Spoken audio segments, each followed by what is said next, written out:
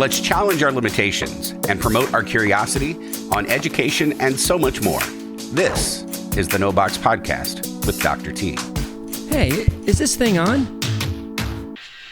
Hello, everyone, and welcome back to another season of the No Box Podcast with Dr. T. I'm really happy for this first episode with a good friend and colleague of mine, Dr. Yves Salomon-Fernández. She's president at Urban College of Boston, and she's been there since 2023. She's also served as a leadership, as a president, I should say, at Greenfield Community College, Cumberland Community College, Cumberland County College in New Jersey, and she's held a senior leadership role at Southern New Hampshire University and Mass Bay Community College. So super excited to have you on. I know we'll learn more about you as we navigate through this podcast, but welcome to campus as well, and thank you for an amazing engagement with the campus team this morning, and so welcome. Thank you. You have a great team and a lovely campus. Yeah, thank you. It's quite a special place, and we have a great group of team members, and we're trying to, as you heard, just find solutions for really where the future of education is going, and making sure that we're ready, right? And so. That's right. So why don't we do this? When we jump in, and just curious from your leadership perspective, kind of go through some questions and just kind of have some fun. And so I'm really interested in your perspective, having been at a number of colleges, including Southern New Hampshire, which obviously is a super agile and really type of place that's really meeting students where they're at, no matter who they are, where they're from. But what does the future hold for two-year colleges in this era of declining enrollment, shifting public trust in higher education? Yeah, I have to say, for us in two-year colleges, I feel like we are in a different space, to be honest. Yeah. Because, yes, we have a lot of students who were not born. A lot of kids weren't born 18 years ago, 20 years ago, who are not coming to us. Yeah. But what we have, unfortunate for the country, is a growing number of people who have some college credits but no degree. Yeah. And we know, because our economy is becoming more and more knowledge-driven, that we need people to have skills. Yes. Employers need them to be skilled. So as folks are thinking, how do I go back to school? How do I get the skills that I need? And how do I think about doing college differently? Have college be fit around my schedule, going when I can, as opposed to taking, an 8 o'clock in the morning class with a whole bunch of teenagers. It's really good for us. Yeah. Because we have these adults that we can educate. We have employers who need trained workers to be able to do the jobs that they need. And there's sort of an immediacy to it. I've even sensed this with some of this younger generation that has this sort of perception that, well, wait a minute, do I really have to be in college for 2 years or 4 years? Right. How can I get to that goal sooner? I mean, how do you see that balance of what we know as education having, what it is today against the pressures of what it really needs to be, when we know funding is always an issue? I mean, when you think about a community college, I talked about it this morning. You've got your state, you've got your local taxes, you've got your tuition and fees. And really, local taxes, you sort of have some control over that. I mean, you don't want that to go too high. And I think with us, we're at like 49%. State is it's up and down, right? I mean, you might get hit, you might get a little extra funding, but then this tuition and fee piece, and when we see maybe most of our pathways still being traditional, like what have you seen happening in the environment or organizations you've been at where those teams have really been able to push the needle? I mean, is it philosophical? Is it like, hey, if we don't change by tomorrow at noon, we might not have jobs by Friday? I mean, what is... Yeah. In your mind, and perhaps what you're seeing out there, ways in which we can really push that needle harder without, alienating too much of sort of the team, because you do have a lot of knowledge and expertise that we want to maintain. So I think I know all of the things that you've said are absolutely true. And let's also remember that community colleges, we're still affordable. Yeah. So as colleges are becoming more and more in a $90,000, $100,000 range, you're still paying less than double digits to go to a community college. So I'll tell you, Urban College, we are about $7,000 a year. And I know it's the same thing here. Yeah. So it's affordable. People can afford it. If you're paying out of pocket, you can pay out of pocket, do it slowly. We know our adult students, they do a few classes at a time. If you're eligible for federal financial aid, the Pell Grant, that pays it for you. And I think employers also, the ones who have tuition reimbursement, they're able to meet students where they are, and meet learners where they are, meet their employees where they are. And I think increasingly what we're seeing is that the younger generation, Gen Z, is saying, I'm not ready to commit to a 4-year degree full-time. That is the thing that I do, or I can't afford it. The cost of living is really high. So they're saying, hey, let me start with a stackable credential. Right? Yep. Get some skills, especially with employers doing more skills-based hiring today, as opposed to having a degree requirement. Yep. You get your foot in the door as you continue to upskill. Yep. And if your employer is paying for that, not a bad deal. I mean, we're hearing it in our community, not to sort of mention that company, but I mentioned it in our last meeting, local employer, several hundred people. And, short of saying, listen, the degree isn't important to us. What's important is that the skills. These individuals have the skills and the abilities to do this job. And if they want, to come back and earn additional credentialing to get a promotion or whatever it might be, we can partner with Lewis and Clark to make that happen as well. So I think about it this way too, kind of going off what you said and this sort of meeting the students where they're at and knowing that there are tools like AI, for example. It's sort of like the hot topic probably for a very long time because it's, for some intrusive, for some it's like a complement, for some it's like a support system. But how do you see technology in general, maybe looking at AI through a sort of critical lens, how do you see that impacting outcomes, how effective students are in their experience, and even going as far as how effective colleges can become in delivering education in a way that is still meaningful when you have sort of these smart tools out there like AI perhaps helping do some of the work? Yeah, well, I embrace technology wholeheartedly. I think the issue that arises sometimes is that the humans are not making the right decisions and we're not thinking about who is being adversely impacted. What's the unintended consequence of how I apply this technology? Right. And did I test it with a diverse enough group of people to know that it's going to have the same positive effect on this group and that group and that group, and I won't be unintentionally leaving somebody out or discriminating against someone or something like that. I think those are the ethical issues we need to think about, always have them front on our mind.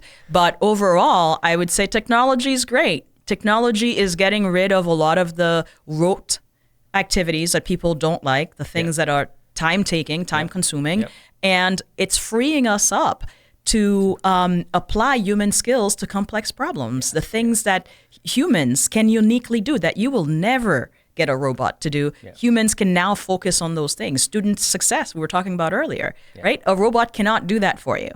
Only humans can develop those deep relationships. So I think it's being smart about where we use technology, where we don't use technology, how it freezes us up to be able to do the things that only humans can do. What's obviously you're out there quite a bit and sort of a scholar of the work, if you would. What are colleges out there doing in a differentiating way that is creating that environment? Again, I think we talked about this a little bit earlier too, where the opportunities to grow and to embrace things like AI are actually helping versus not helping. So are there systems, models, programs, processes that you see out there saying, wow, that's a really great way to approach that? Yeah. I'll tell you, at Urban College, we are absolutely embracing that. So one of the things that we just put into place is having phone calls, right? You're trying to schedule a meeting. When can you talk to a student? Right. They want to register. You don't need someone spending 40 hours a week calling people back. A robot can do that, right? They talk to the robot. The AI bot tells them what the availability is. They tell us what the availability, what their availability is, and they get to talk to a human. So the AI brings you to a human. It does that for you. We also just use TrueLeague, great company, absolutely love them. Yeah. And they created for us, I don't know if you're familiar with them, but created for us ambassadors. So we have real life people who have experiences like the experience our students who want to have, who've walked in those shoes, and you can have a conversation with a human. Right? Yeah. And as an alum, right? We love that. Yeah. So, alums give you that unique perspective that I can't give you as a president, and your advisor hasn't walked in those shoes. They advise people, but it's super helpful. What, from sort of that perspective, I mean, have you gotten any of that feedback where students are like, hey, we just want to talk to a real person? I mean, do you feel this expectation of this generation, right? I think, what is it, the alpha and beta generation? Yes. That are coming up through sort of the system now, so to speak, and even our current sort of traditional students are is there sort of a readiness for that? Oh, yeah, absolutely. Yeah? I mean, I think the technology has evolved too. It's not like, you call you call a phone line, right? Remember the days you would call and someone is sitting in a call center in India and you're like, but that doesn't answer my question. That's not you're giving me a generic answer and it's not solving my problem, and you end up getting frustrated and you're like, I just hang up. There, it's very different. So we're very intentional about the questions that we have humans answer and that we have the robot answer. So things like I said, setting up an appointment. You don't need a human. You're wasting your time on that, right? That's pretty straightforward. And you don't even know that you're not talking to a human because it sounds like you and I are having this conversation. Yeah. Right. So I think that's how much that technology has evolved, right? Yeah. From the frustrating times to now, where you can't even tell. So they speak multiple languages. That's quite amazing. Yeah. Wow. What's the one thing that in the midst of all of this going on? What's the one thing that worries you as a college president in this moment? That's a good one. I would say the people we're still leaving behind. And I'll tell you why. It still takes a certain level of privilege to be able to make time for college, even if you are first generation. When you've got a mother, a father, a head of household figuring out, how do I pay the bills? How do I keep a roof over my head? How do I put food on the table? How do I clothe my children? How do I feed them, especially when school is closed? There's no free lunch anywhere. There's really very little time to think about how do I create time for college on top of that. Your mind, absolutely stretched. Your time is taken. So I think that's why we need to evolve college and higher education to think about how do we meet students where they are. Yeah. To me, that's it's powerful. I mean, you brought it up earlier, even the number of students who have some sort of credentialing or a level of credentialing, but just don't have the ability, the capacity, the time, the money to come back and finish something that ultimately could lead them to sort of a better way of life. That's right. Wow. So go ahead. Yeah, no, I was just going to say, how do we meet those students where they are, those adults where they are, so that they can get jobs that are able to pay them family wages? I've always been the believer that with that, you've got to really be, and I know it's, probably gets annoying to people, but it's that understanding of being super agile with students and flexibility is flexibility, but really taking that to the next level. I mean, you asked that to the leadership group earlier about what's next level, right? And I think it's, because you can be really flexible, but there's that one student where it's not flexible enough too. And I don't think flexibility means there's less accountability or less rigor or integrity within the experience. But I mean, that's what worries me, sort of maybe churning my own question back on me, is that, is there an understanding that there's a sense of urgency, or is there an understanding that the urgency of now in this moment to stay focused on those opportunities and not get too much into the weeds of the sort of normal craziness that happens in any organization? I just feel at times collectively like we take our eye off the ball and have those bureaucratic sort of layers that, that first generation student or the student that you cited as, the ones that are still being left behind don't care about that stuff. That's right. And so, I would ask you this question, like, what advice do you have for presidents out there, right? Young leaders saying, God, for some reason I want to be a president or I want to be a vice president because I want to change the world. And they come into it, and I think we all see this at different levels in our organizations. do I know what I'm getting into? Am I ready for the challenges that come with that? I mean, what's that advice that you have, having the experience you have and having been at multiple types of institutions as well? I would say leadership is not for the thin-skinned. Yeah. So you've got to be able to take it and dish it. So you've got to be able to hear the tough critique, and you have to have the courage to make the tough decisions. And as we've talked about today, I feel like it's been our running theme, you have to be able to listen. Yeah. And you have to have that ambidexterity. So what I mean by that is understand how the past helped us to get where we are, and to take what you need from the past to move forward, to be visionary, to be thinking, what do my students in my institution need from me today? And am I creating this in a way that I'm set up for the future? Because the future is here. It is it's always closer than we think, right? So how do we build with that in mind, and how do we center people? Because I think we do a lot of talking about being student-centered, but for me, it's about being people-centered, because the people who are serving the students also need to be centered. They also are taking in a lot, so their mental health, that emotional labor that they are giving every day, and they still got to leave some for them and for their families. So important. So definitely being people-centered, being not afraid to take calculated risks, and to trust the team that you have. Build a team that you can trust. And to hold yourself accountable and model that accountability so that other people say, okay, this is how Dr. T's doing it. I see that example, and this is how it cascades throughout the organization. I think that's a great point, and I think sort of trying to lead by example and sort of walk the walk, and then inspire the team to sort of talk the talk, or sort of talk the walk that you're talking, if that makes sense, right? I mean, it's interesting. It's an interesting dynamic that we're in. This other question, you brought it up earlier. And who knows? We've this has probably crossed in our own past, this sort of start, stop, continue idea. Yes. If you were to think about just today, again, going back to this idea of where education is today, in order for us to really get to that level, like you said earlier, that next level, what is it that we really do, in your mind, have to stop doing, start doing, but also that's really important that we continue doing? So how would you approach that question as a college president today? Or what advice would you give yourself, perhaps, sort of what should I be, continuing to do in full force? What should I stop doing, and what should I continue doing, as sort of a self-reflection? Yeah, I would say stop is. That's how we always did it. That's how it's always been done. Yeah. So approach every problem with a fresh mind, and to say, where do we need to get to? And what's the best way to do that?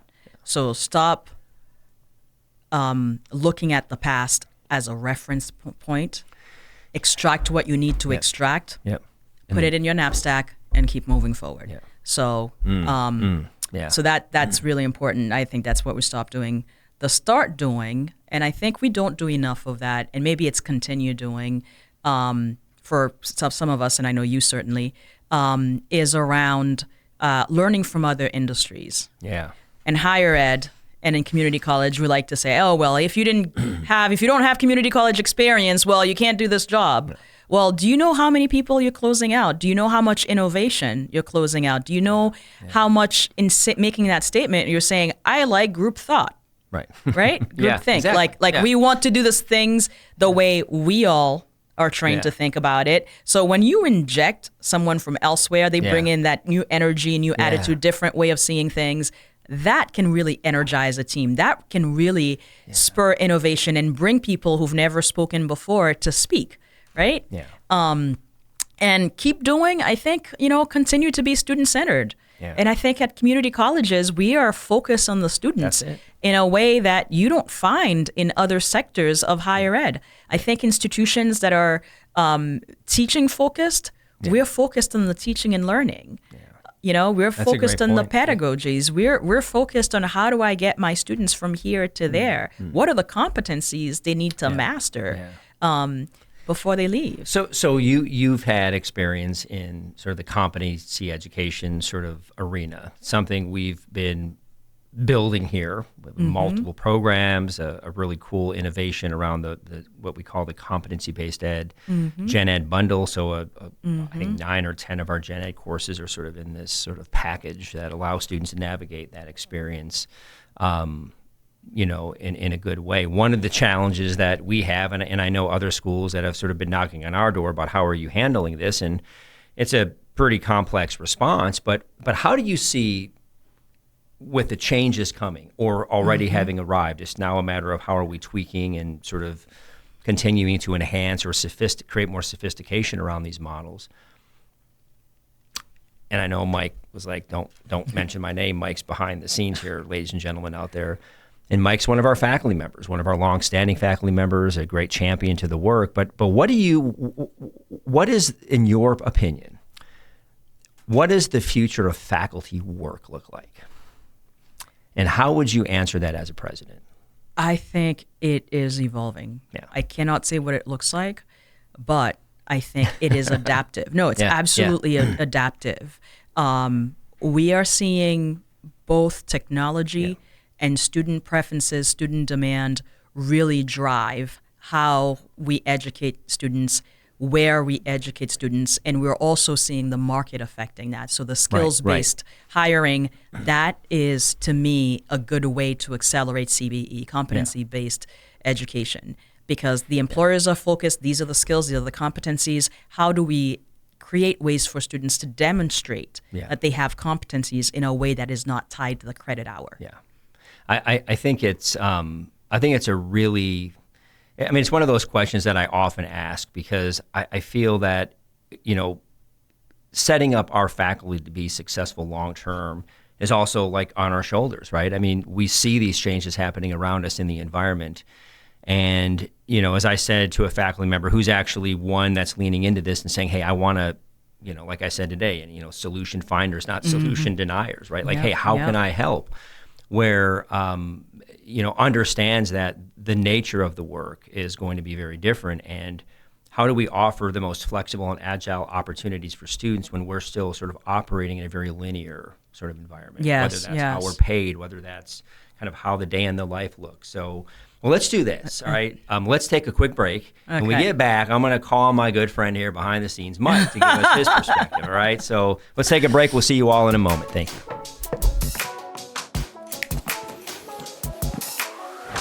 What's up? It's Mike Keith. What's up, bro? What's good, my guy? Back to spotlight other amazing alumni and how they discovered their path at Lewis and Clark. Let's jump into it. This is Dwight Wirtz, president of Wirtz Welding and Tank Service, the nation's premier distributor of tank trailer parts. Dwight has been an outspoken and long-time supporter of the college and is the current chairperson of Lewis and Clark Board of Trustees. Oh, and he's a Lewis and Clark grad. I'm Dwight Wirtz, and I am a trailblazer.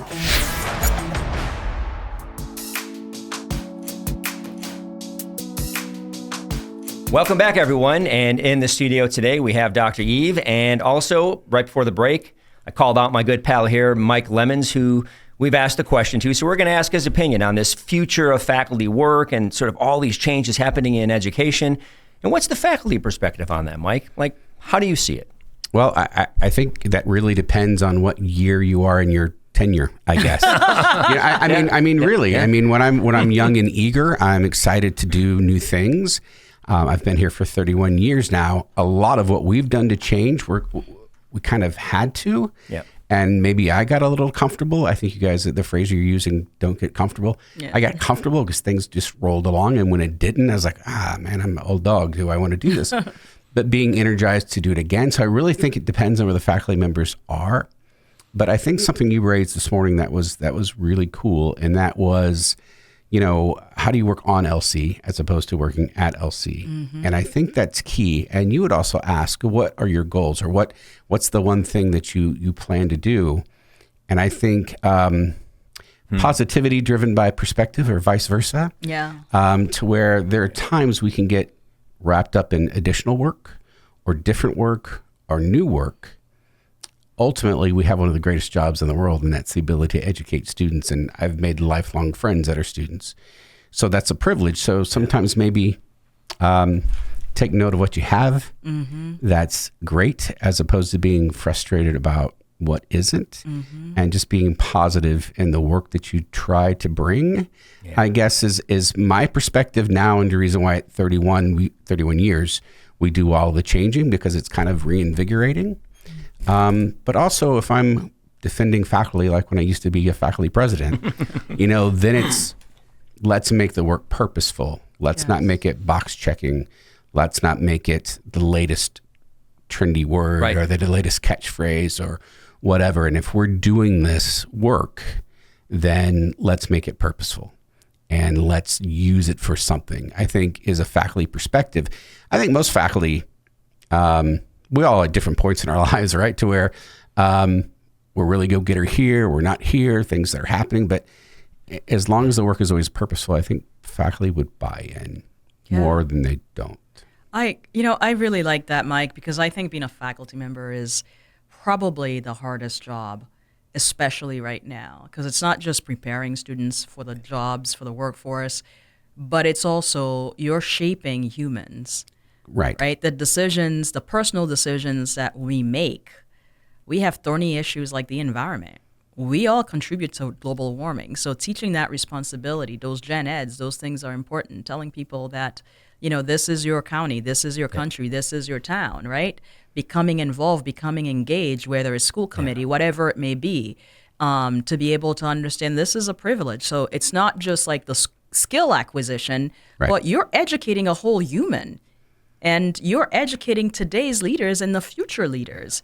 So the leaders we end up getting, right, whether it's at the helm, in the middle, wherever up front, that's you contributed to that. And it's always, you've always adapted to learning styles, right? The different styles. Right. That adaptation post-COVID is completely different. Not to keep using it as an excuse. You add it's a reality, not an excuse. Right. And you add new technology to that. Right. So now connecting with students and what motivates them and what they're going to be attentive to is harder than ever before. Right. But it has to happen, right? Yeah. I mean, you have to figure out what gets through someone, and is that going to be a 10-second bite before they scroll to the next idea or thought? Yeah. But it's also the challenges of a lot of things that we got by with doing or not doing during the pandemic. So it's the pandemic profoundly changed the mindset, the approach, that the skills, the social skills, attitude students have. Right, people may not have gotten the support they need, whether it's neurodivergence or whatever it may, it is. And our program is driven by collaboration. Yes. And when we're solo, that made a lot of that hard. And a lot of the learning over the years, really successful students that we have hanging on the wall out there, was during a time of great collaboration and working together and energy. And we missed a lot of that during that time. So I'm a little anxious, just a little bit of what that new environment looks like in 3, 5, 7 years, let alone maybe in a couple of years, like with programs like yours that really perhaps depend on that interconnectedness and collaboration, when a lot of this work suddenly shifts more toward an independent sort of voice, right? Like, and then AI. Ron, our chief data technology officer, and I were chatting the other day, and he's like picking up his phone saying, "Hey, watch this," and he's having literally a conversation. He goes, "Watch this," with AI. That, I kid you not, sounded like he was talking to a real person. Yeah. Like that's what I was saying before. And so this whole shift in to that question is like the role. What does it look like? How does it look like? And I again said it today, right? It's getting comfortable, kind of in our seats. I think there's a little bit of an okayedness to that, but at the same time, be comfortable, but be ready for the challenges that are going to come, knowing that your students could say, "Well, I really didn't get it from Mike." So I'm gonna have a conversation. Hey, Ken, what do you think about this? And the AI is like, "Well, here's really what Mike should have told you." And then it's like, okay, should I believe AI? Or should I really believe the 31-year trusting vet? the source. So, fascinating. It's really good stuff. I think the future is bright, right? The future for us is really up to us. And so, I'll tell you something really cool. Yeah. Well, I don't know if it's cool, But I had an new to me, an HR director who said, you know what we're doing now is incorporating AI agents onto our org charts.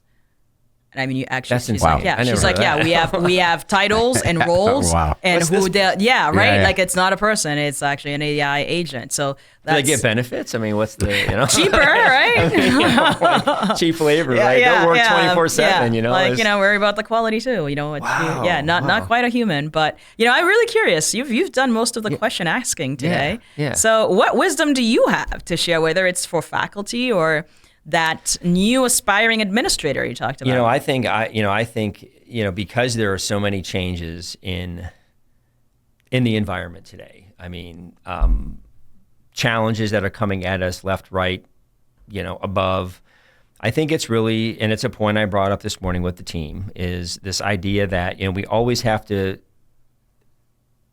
be ready to ask ourselves, what am I doing to really work on the college, to really work on the work, and not be distracted by all of the things pressing me, or even, as we know, I mean, it's sort of that noise that's out there, or, where there may be those individuals that are more interested in pushing back rather than sort of helping push forward. And I think so. That to me is really critical. I mean, I think it's being willing and able to work on it. Yeah. And not just saying, hey, I got this great job, right? It's not like what AI would say, oh, I got this great job. It's like, hey, whatever I can do, right? So it's just reminding ourselves of that, hey, I gotta, did I work on this place today, or did I just do my job? Yeah. And I know there's a fine line between that. And then I also think, it's just as educators, being reminded that we are also required to be educated. And so self-care in the sense of professional development and reading a good book, and sometimes reading something, off the wall, right? Like, I reread again, Ramirez's, Casting Forward has nothing to do with leadership, but the writing is beautiful. And, if you really look at it and you start to say, how does this apply to my real world? You can learn a lot from the stuff that might seem very irrelevant to what you're doing. So I think that also, prompts us as leaders and students to be open to new ideas and new ways of thinking about things. So I think being willing and open and ready to work on the work at all times helps you take on the challenges, and reading, educating, and supporting yourself, because that's going to allow you to get to that next level. Absolutely. So yeah. So what about you? Like what's your wisdom, Dr. Yves, for our students, what's your wisdom to Lewis and Clark, right? You've been here for a day almost. And you've met the team. It's a beautiful campus. I love it. And, as you were saying, reading, so I do a lot of books on Audible. Yeah. I really enjoy that. I process a book differently than when I'm reading it. Yeah. And when I'm reading, I feel like I'm so focused on highlighting the things that I really like, but you really listen to it. And I would say something I told someone recently is, this summer we've been working on our strategic plan, and I love the river. I love the water. I love the ocean more than the river, but I'll take the river. That's what we have around where I live. And just being able to go tubing or canoeing and have that open space. Yeah. My head is not crowded. I can think about what I'm working on long term, as opposed to really thinking about that. And and that gave me new insight. And that's when I realized, wow, I need to make sure that as the person at the helm of this institution, that I create time for the team to do that. For people to be able to clear their minds, so you're not going nonstop. It's a different energy, that clarity of mind that you get when you're involved in something that is just not occupying your mind with a level of weight that than you're every day. So, so I think just creating time for people, whether, it's going out with friends for dinner, whether it's going to the beach, whether it's just taking care of yourself, teaching T-ball, whatever it may be that puts you in that zone where you're getting insights from watching the kids run, right? From telling, hey, you can do this, you can do that. Then you start to think, wow, I could do this differently. So it's the mindless stuff, the things that give us joy. The mindful stuff mindful, that's right. I think if you were going to ask me, which you weren't, but the balance, the balance is key. Absolutely. I'm an educator, but I'm also a father. I'm also a husband. I'm also a football fan. I'm also a connoisseur of craft beer. And you're a golfer, right? And I'm a golfer. I play golf. Let's clarify. So, but I mean, that's key. And there was one time, I don't know, it's almost been 2 summers ago, to where we had plans to travel to way up north somewhere. That didn't happen because of a snowstorm. But yet I pulled him and Dr. Sue away and said, your day's already cleared. Let's just go. And I kind of drug him away from the office and said, we're not thinking about education today. Let's just go have fun. And that was a great cleansing day, I thought. It was. Yeah. It was Yeah. And you come back rejuvenated to the work. Absolutely. Yeah, and you gain new insights. Yeah. So thank you for this gift, actually, because this is what you gave me today. And in my pile of notes are things that I'm taking back to my campus. And this was professional development for me, thinking about what can I learn from this place. I'm with this group of super smart, passionate, engaged people. Right? Yeah. Like, this was PD for me, so I appreciate that. No, absolutely. And we appreciate you spending some time with us. Thank you for being on the podcast, and we should do this again. Absolutely. And thanks, Mike, for chiming in. I mean, he knows I love his perspective, and he's done a great job here, been a great supporter. But so I think let's keep doing this good work, and let's keep working on the work in ways that not only challenge ourselves, but challenge our teams to be ready to serve those students that are kind of in the margins, right? That don't even know if they're ready yet. Let's help them get there. So thank you, my friend. It's great to see you, as always. And great to see you in your natural habitat. Yes, for sure. And thank you all for joining, and hope you enjoyed the episode. Stay tuned for more to come, and take care, everyone, and be well.